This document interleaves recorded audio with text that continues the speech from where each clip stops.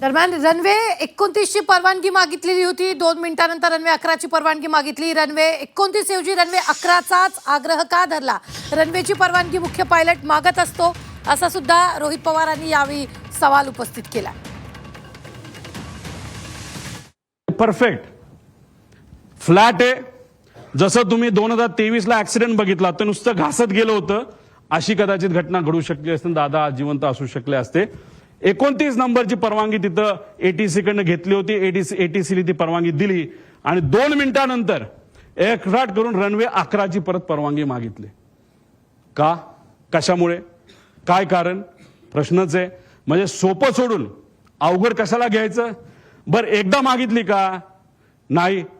मग दुसऱ्यांदा परत 8:36 ला एअरक्राफ्टने गो अराउंड केल्यानंतर त्यांनी परत 29 ची मागणी केली, परत ती त्यांनी कॅन्सल केली, परत आम्ही 11 ला येऊन लँड करतो असं सांगण्यात आलं।